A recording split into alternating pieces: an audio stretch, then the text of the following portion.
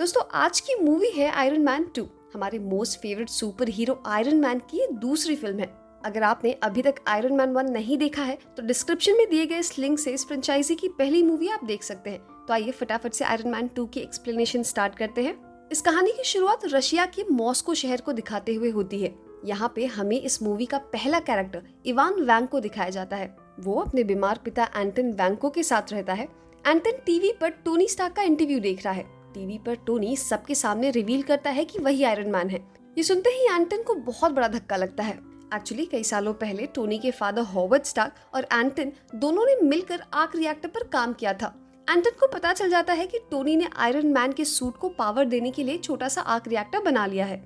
एंटन इस बात से बहुत दुखी हो जाता है और कुछ देर में उसकी डेथ भी हो जाती है। पिता की मौत से दुखी इवान इसका जिम्मेदार आयरन मैन को मानता है और आयरन मैन को मारने के लिए अपना खुद का एक सूट बनाने लगता है। इवान अपनी सूट को पावर देने के लिए एक छोटा सा आर्क रिएक्टर भी बना लेता है। अब 6 महीने बाद की स्टोरी दिखाई जाती है। टोनी स्टार्क ने अपने फादर हॉवर्ड स्टार्क की लेगेसी बढ़ाने के लिए स्टार एक्सपो की फिर से शुरुआत कर दिया है। टोनी अपनी स्पीच में अपने फादर के सपने के बारे में बताता है। उसके फादर का सपना एक फ्यूचर सिटी बनाने का था। वो सपना अब टोनी स्टार्क पूरा करेगा। अपनी स्पीच खत्म करने के बाद जब टोनी वहां से निकलने लगता है तो यूएस गवर्नमेंट की एक बहुत ही खूबसूरत ऑफिसर उसके कार के पास आकर उससे बोलती है कि अगली सुबह आपको कोर्ट में हाजिर होना है, जहां आयरन मैन के सूट के बारे में यूएस गवर्नमेंट को आपसे कुछ डिस्कस करना है। अब नेक्स्ट डे कोर्ट में सेनेट के लोग टोनी स्टार्क से कहते हैं कि आयरन मैन का सूट एक बहुत ही यूनिक और एडवांस टेक्नोलॉजी है। हम सोच रहे थे कि अगर ये टेक्नोलॉजी हम अपनी आर्मी के लिए यूज करें तो हमारे देश के लिए हर तरीके से फायदेमंद साबित हो सकता है। सेनेटर की बात सुनकर टोनी स्टार्क उनको जवाब में कहता है कि आयरन मैन कुछ और नहीं है बल्कि मैं ही हूँ। ये सूट मुझसे अलग नहीं हो सकता, इसलिए मैं खुद को आपके हवाले नहीं कर सकता। आयरन मैन जैसी टेक्निक किसके पास रहनी चाहिए, इस बात को समझाने के लिए senator weapon expert mister hammer को बुलाते हैं। हैमर टोनी स्टार्क से जलता है, इसलिए वो कहता है कि बेशक आयरन मैन एक बहुत ही अच्छा इन्वेंशन है, पर ये किसी अमीरजादे के पास न रहकर यूएस गवर्नमेंट के पास रहना चाहिए, जिससे कि अमेरिका और उसके लोगों की भलाई हो सकती है। इसके बाद सेनेटर यूएस गवर्नमेंट के हाई कमांडेंट जेम्स रोड को भी बुलाकर बोर्ड के सामने रखे कुछ पन्नों की अंतिम लाइन पढ़ने के लिए कहते हैं।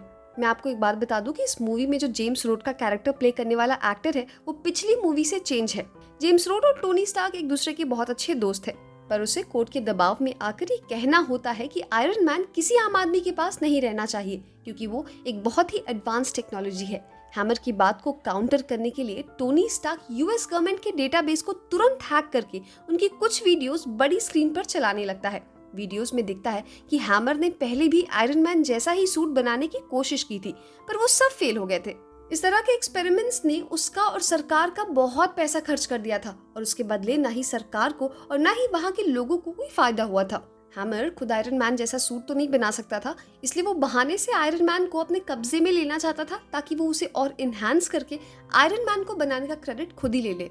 लेकिन सारी पोल पट्टी खुलते देख हैमर शर्मिंदा होने लगता है और टीवी को बंद करने की कोशिश करने लगता है। टोनी स्टार्क की बातें और दलीलें सुनकर पूरा कोर्ट उसकी तरफ हो जाता है। टोनी लास्ट में सेनेटर से ये भी कहता है कि टोनी स्टार्क का बनाया हुआ कोई भी इन्वेंशन सिर्फ और सिर्फ टोनी स्टार्क ही डील कर सकता है, उसे कोई आम आदमी या फिर कोई वेपन डीलर नहीं डील कर सकता। और ये बात अपने अंदाज के साथ कहते हुए वो कोर्ट से चला जाता है। नेक्स्ट सीन में टोनी अपने लैब में बैठा हुआ दिखाई देता है। टोनी के मिनी आर्क रिएक्टर में यूज हुआ पैलेडियम टोनी के ब्लड में टॉक्सिक बना रहा था। पैलेडियम से रिएक्टर में पावर जनरेट होती है, लेकिन टोनी को ये नहीं समझ में आ रहा था कि वो पैलेडियम को किससे रिप्लेस करे। अगर मैंने इस प्रॉब्लम को जल्दी से सॉल्व नहीं किया ना तो ये धीरे धीरे मेरे शरीर को खत्म कर देगा और उसके बाद स्टार्क इंडस्ट्रीज को चलाने वाला कोई नहीं रहेगा। ये सारी बातें सोचते हुए उसके दिमाग में अचानक से ये बात आती है कि वो पेपर पॉट्स को ही अपना सक्सेसर बना दे। पेपर ये बात सुनकर सरप्राइज रह जाती है। वो पेपर पॉट से कहता है कि आज से स्टार्क इंडस्ट्रीज के सीईओ तुम हो। अब क्योंकि कंपनी का सीईओ चेंज हुआ है तो बहुत सारे डॉक्यूमेंट्स के काम होते हैं। डॉक्यूमेंट्स के सारे काम और टोनी के लिए एक नई असिस्टेंट की जॉब के लिए पेपर ने एक लेडी को बुलाया था जिसका नाम था नैटली रशीमैन। ये कोई और नहीं है बल्कि शील्ड की agent black window Natasha Romanoff है। हम व्यूअर्स को बाद में पता चलेगा कि नताशा यहाँ क्या करने आई है। दूसरी तरफ हम इवान को देखते हैं जो कि हमें खुश नजर आता है क्योंकि उसने अपना सूट बनाकर तैयार कर लिया है। अब वो आयरन मैन से लड़ने के लिए तैयार था। अब क्योंकि वो रशिया में था और उसे अमेरिका जाना था, इसलिए उसने कुछ फेक पासपोर्ट्स बनवाए थे। दूसरी तरफ हमें मोनाको ग्रैंड प्रिक्स यानी कि कार रेसिंग दिखाई देती है। इस रेस में टोनी भी पार्टिसिपेट करता है क्योंकि उसे कार का बहुत शौक है। एक खास बात की रेस की स्टार्टिंग पार्टी में टोनी की मुलाकात रियल एलॉन मस्क से होती है। दोनों थोड़ी देर अपने इन्वेंशन की बात करते हैं। थोड़ी देर बाद रेस स्टार्ट हो जाती है। जैसे ही रेस शुरू होती है, सारे कंटेस्टेंट अपनी कार भगाना शुरू करते हैं, पर आगे क्या होने वाला था किसी को बिल्कुल अंदाजा नहीं था। कार रेस में अचानक से इवान वैंग को अटैक कर देता है। उसके सूट के साथ इलेक्ट्रोफाइड वेब्स जुड़े हुए हैं, इसलिए उसने अपने सूट का नाम विप्लैश रखा है। विप्लैश टोनी की गाड़ी पर अटैक कर देता है, जिसकी वजह से टोनी की कार 2 हिस्सों में टूटकर अलग हो जाती है। ये सारी चीजें पेपर टीवी पर देख रही थी। वो तुरंत टोनी के बॉडीगार्ड हैप्पी के साथ आयरन मैन का सूट लेकर अपनी कार से टोनी के पास पहुंचने की कोशिश करती है। बहुत ही मुश्किलों के बाद पेपर सक्सेसफुली आयरन मैन का सूटकेस टोनी की तरफ फेंक देती है, जिसके बाद ऑटोमेटिकली वो सूट टोनी की बॉडी पर इंस्टॉल होने लगता है और थोड़ी देर बाद वो प्रॉपर आयरन मैन बन जाता है। इसके बाद क्या था? इसके बाद तो हम सब जानते हैं कि टोनी और विप्लैश के बीच में धांसू लड़ाई होने वाली थी। टोनी अपनी सारी ताकत लगाकर विप्लैश पर अटैक करने की कोशिश करता है, लेकिन विप्लैश अपने बनाए सूट की वजह से टोनी के किए हर वार का मुंह तोड़ जवाब देता है। पर हीरो तो हीरो ही होता है बॉस। लास्ट में टोनी ने बहुत ही चालाकी के साथ इवान को हरा दिया। टोनी उसका आर्क रिएक्टर भी निकाल कर तोड़ देता है, लेकिन टोनी का आयरन मैन का सूट भी बुरी तरह खराब हो जाता है। पुलिस आकर इवान को पकड़कर जेल में बंद कर देती है। फिर टोनी इवान से मिलने के लिए जेल में आता है। वो उससे पूछता है कि आखिर तुमने मुझ पे हमला क्यों किया था और तुम आए कहाँ से हो? तुम्हें तो अपने सूट की डिजाइन सरकार को बेचकर पैसे बना लेने चाहिए थे। इवान उससे बोलता है कि स्टार्क इंडस्ट्री ने कई फैमिली बर्बाद की है, मैं उन्हीं फैमिली में से एक हूँ। तुम्हारे आर्क रिएक्टर की डिजाइन मेरे फादर ने बनाई थी, तुम उनकी डिजाइन चुरा करके जिंदा हो, लेकिन जल्दी ही तुम मरोगे। पैलेडियम से मरना बहुत ही बुरा होता है।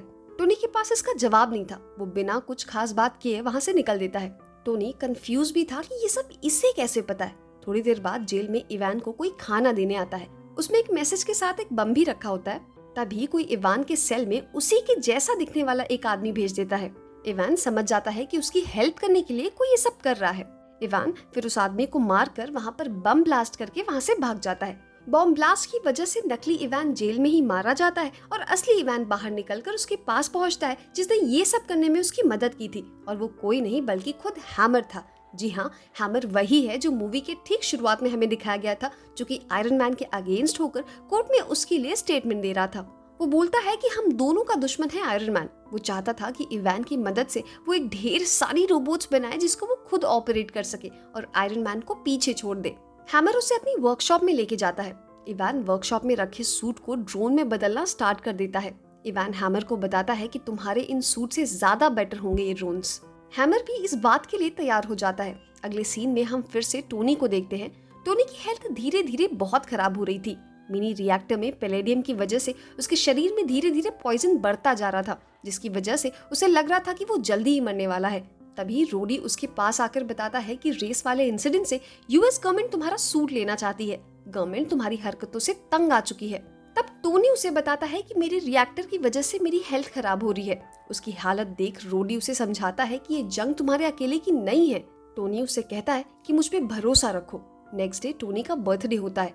वो सोचता है कि हो सकता है ये मेरी जिंदगी का आखिरी बर्थडे हो, इसलिए अब वो अपने लिए एक बहुत ही बेहतरीन पार्टी रखता है, जिसमें वो खुद आयरन मैन का सूट पहनकर आता है और वहाँ पर ढेर सारी लड़कियां होती हैं। वो एंजॉय कर ही रहा था कि थोड़ी देर बाद पार्टी में रोडी आता है। हालांकि रोडी यूएस गवर्नमेंट की तरफ से आयरन मैन सूट लेने आया था, पर वहाँ आकर वो देखता है कि टोनी शराब के नशे में टुल्ल है। वो आयरन मैन सूट पहनकर ऊट पटांग हरकतें कर रहा है। रोडी उस पर गुस्सा करने लगता है और वर्कशॉप में जाकर आयरन मैन का प्रोटोटाइप सूट पहनकर टोनी को रोकने आता है। दोनों के बीच फाइट स्टार्ट हो जाती है। दोनों ही अड़ियल थे, ना वो रुकने वाला था ना टोनी। दोनों के बीच की ये लड़ाई इस मूवी का एपिक सीन होता है। लड़ाई में दोनों अपने अपने सूट की पावर आजमाते हैं। लास्ट में जेम्स रोडी उसका सूट पहनकर एक एयरफोर्स बेस पर आ जाता है। टोनी उसे रोकता भी नहीं है। शायद वो ऐसा ही चाहता था, क्योंकि उसे पता था कि उसकी लाइफ के कितने ही दिन बचे हैं। उसके पहले ही वो किसी भरोसेमंद को आयरन मैन के सूट के लिए तैयार करना चाहता था। बेस पर रोड का सीनियर आकर ऑर्डर देकर जाता है कि हैमर से बोलो इस सूट को हथियारों से लैस करे। हम इसे एक्सपो में दिखाकर दुनिया को साबित कर देंगे। रोड को न चाहते हुए भी अपने सीनियर की बात माननी पड़ती है। रोड हैमर को बुलाकर सूट को हथियारों से लैस करवाने लगता है। नेक्स्ट डे आयरन मैन से मिलने शील्ड का हेड निक फ्यूरी आता है। निक यहाँ रिवील करता है कि नताली शील्ड की एजेंट नताशा रोमनॉफ है और उसे मैंने ही तुम्हारी गिरती हेल्थ की वजह से तुम्हारे ऊपर नजर रखने के लिए भेजा था। निक बोलता है कि उसे ये भी पता है कि तुमने जानबूझकर अपना सूट अपने फ्रेंड को इस्तेमाल करने दिया, क्योंकि उन सूट को तुम्हारे परमिशन के बिना कोई यूज नहीं कर सकता। निक और नताशा उससे बोलते हैं कि हम मिलकर तुम्हारी इस बीमारी का इलाज खोज लेंगे। दोनों साथ बैठकर इवान और उसके फादर के बारे में बात करते हैं। निक उसे बताता है कि एंटन एक लालची आदमी था, इसलिए तुम्हारे पिता ने उसको निकाल दिया था, जिससे पूरी जिंदगी वो गरीबी में ही रहा। निक उसे ये भी बताता है कि तुम्हारे फादर तुम्हें बहुत प्यार करते थे और उन्हें तुम पे बहुत भरोसा था, लेकिन टोनी इस बात पर भरोसा ही नहीं करता। निक उसे उसके फादर हॉवर्ड का दिया हुआ एक बॉक्स देकर जाता है और उसके साथ अपना एक एजेंट भी छोड़कर जाता है। टोनी के फादर वाले बॉक्स में आर्क रिएक्टर की डिजाइन और उसमें यूज होने वाले फॉर्मूले लिखे थे। टोनी रिएक्टर का डिजाइन देखने के साथ साथ अपने फादर का रिकॉर्ड किया हुआ एक रॉ वीडियो फुटेज देख रहा था, जिसमें उसके फादर बोल रहे थे कि मैंने दुनिया में जो भी चीजें बनाई है उसमें सबसे बेहतरीन तुम हो टोनी। टोनी इस वीडियो में अपने फादर का प्यार देकर जोश में आ जाता है और सीधे कार लेकर पेपर से मिलने के लिए निकल देता है और उसके पास पहुंचकर अपने प्यार का इजहार करना चाहता है, लेकिन तभी नताशा आ जाती है और पेपर अपनी फ्लाइट पकड़ने के लिए निकल देती है। तभी टोनी को ऑफिस में 1974 में स्टार एक्सपो का मॉडल मिल जाता है, जिसके बारे में उसके फादर वीडियो में बात कर रहे थे।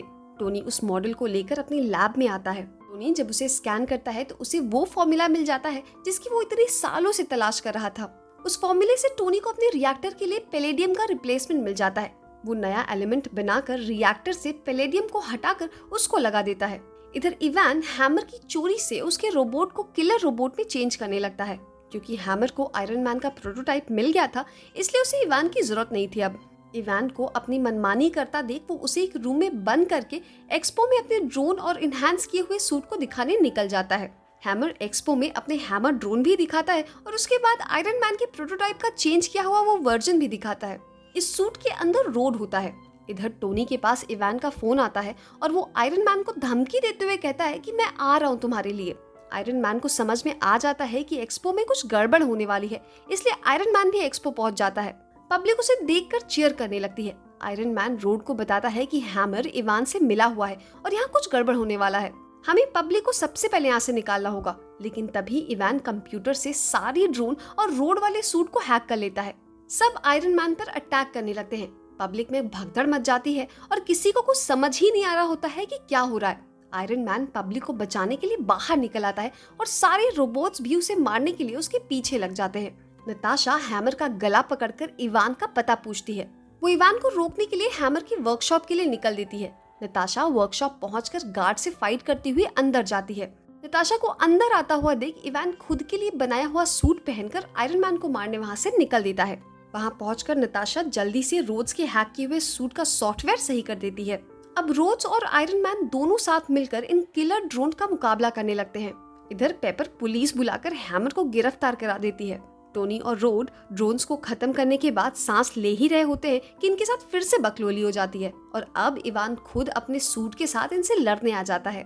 इवान का ताकतवर सूट इन दोनों पर भारी पड़ता है, लेकिन ये दोनों अपनी पावर को एक साथ मिलाकर के ब्लास्ट करते हैं, जिससे इवान का सूट ही खराब हो जाता है। यहाँ पर एक और ट्विस्ट था कि इवान ने सारी ड्रोन्स में बम फिट करके रखा था, जो एक्टिवेट हो जाता है। रोड और टोनी दोनों वहां से उड़कर दूर चले जाते हैं।